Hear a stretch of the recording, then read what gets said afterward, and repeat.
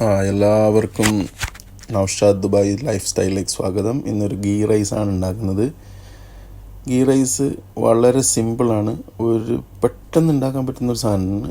Just ഇതിപ്പോൾ ഒരു ചെറിയൊരു വീഡിയോ ആണ്, ഫുൾ എടുക്കാൻ പറ്റിയിട്ടില്ല. എന്നാലും ഓണിയൻ, ക്യാരറ്റ്, ആദ്യം നെയ്യ് ഒഴിക്കുക, പിന്നെ ഓണിയൻ, ക്യാരറ്റ്, കറിവേപ്പില, ജീരകം, വലിയ ജീരകം, ഓക്കെ, അതിട്ടിട്ട് നല്ലോണം ഒന്ന് വഴറ്റിയെടുക്കുക. അതിന് ശേഷം വഴറ്റി ഒന്ന് റെഡിയായി എന്ന് പറയുമ്പം അതിന് കറക്റ്റായിട്ടുള്ള ഒരു ഗ്ലാസ് അരിക്ക് 1.5 ഗ്ലാസ് വെള്ളം നിങ്ങൾക്ക് ഒഴിച്ചു കൊടുക്കുക. ഞാനിവിടെ ഒരു 3 ഗ്ലാസ് അരിയാണ് എടുത്തത്, അപ്പം 4.5 ഗ്ലാസ് വെള്ളം ഒഴിച്ചിട്ടുണ്ട്. എന്നിട്ട് കുറച്ച് ഉപ്പിടുക. ഉപ്പ് വളരെ ലൈറ്റായിട്ട് ഇടാം കേട്ടോ. ഉപ്പ് കൂടിപ്പോയാൽ ഗ്രേസിൻ്റെ എല്ലാ ടേസ്റ്റും പോവും. അപ്പം വളരെ ലൈറ്റായിട്ട് കൊടുക്കുക. ലൈറ്റായിട്ട് ഉപ്പിൻ്റെ ചുവ ആ വെള്ളത്തിലുണ്ടാകാൻ പാടുള്ളൂ. ഓക്കെ, അടിപൊളിയായിരിക്കും. അപ്പോൾ ഉപ്പ് കൂടിപ്പോയാൽ പിന്നെ ടേസ്റ്റ് പോകും കേട്ടോ.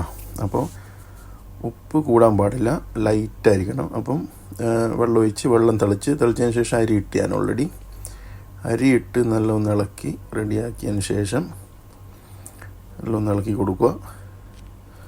ഓക്കെ, കറിവേപ്പില ആദ്യം ഇട്ടിട്ടുണ്ട്. ഓക്കെ, പിന്നെ ഏലക്കായും അതൊക്കെ ഇട്ട് ഞാൻ പറയാൻ മറന്നുപോയി, ഏലക്കായ ഇട്ടിട്ടുണ്ടായിരുന്നു.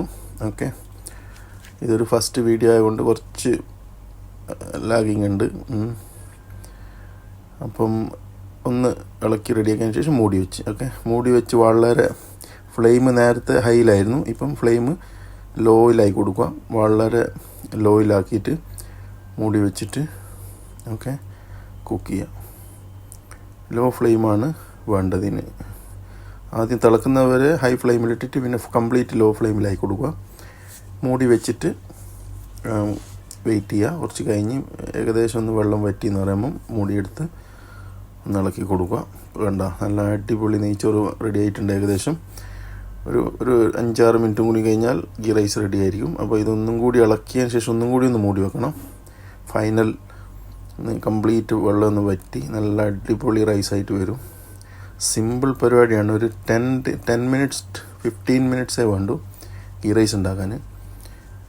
അടിപൊളിയാണ്. ഇതിന് ചിക്കൻ കറി, ബീഫ് കറി അതാണ് ഏറ്റവും മാച്ചിങ്. പിന്നെ ഒരു പരിപ്പ് കറിയും കൂടെ ഉണ്ടെങ്കിൽ അടിപൊളിയായിരിക്കും. ഓക്കെ, അപ്പം നോക്കുക, റൈസൊക്കെ അടിപൊളിയായിട്ട് വന്നിട്ടുണ്ട്. നല്ല പൂ പോലത്തെ റൈസായി വന്നിട്ടുണ്ട്. പിന്നെ ഇളക്കി കുറച്ചും കൂടി ചെറിയൊരു ലൈറ്റായിട്ട് കുറച്ച് വെള്ളം കൂടി വറ്റാനുണ്ട്. അപ്പോൾ ഒന്ന് റെഡിയാക്കി ഒന്നും കൂടി മൂടി വെച്ച് കൊടുക്കുക. ഓക്കെ, മൂടി വെച്ചതിന് ശേഷം ഒരു 5 മിനിറ്റ് 6 മിനിറ്റ് കഴിയുമ്പം എടുത്തു കഴിഞ്ഞാൽ അടിപൊളിയായിട്ടുള്ള നെയ്ച്ചോറ് റെഡി. ഓക്കെ, പൂ പോലെ ഉണ്ട്, അടിപൊളിയാണ്. കറക്റ്റ് ലോ ഫ്ലെയിമിൽ തന്നെ വെച്ചുണ്ടാക്കണം, എന്നാൽ മാത്രമേ റൈസ് അടിപൊളിയായിട്ട് വരുള്ളൂ. ഓക്കെ, ഇപ്പം ഗീ റൈസ് ഒരു 5 മിനിറ്റ് കഴിഞ്ഞ് ഞാൻ തുറന്നതാണ്. അടിപൊളിയായിട്ട് വന്നിട്ടുണ്ട്. വെള്ളമൊക്കെ വറ്റി നല്ല പെർഫെക്റ്റ് ആയിട്ടുള്ള നെയ്ച്ചോറായി. ഓക്കെ, ഇതിനിപ്പം ചിക്കൻ കറിയോ ബീഫ് കറിയോ എന്ത് വേണമെങ്കിലും ഉപയോഗിക്കാം. ഞാൻ ഇവിടെ ചിക്കൻ കറിയാണ് ഓൾറെഡി ഞാൻ ഉണ്ടാക്കി വെച്ചിരുന്നു, അത് വീഡിയോ എടുത്തിട്ടില്ല.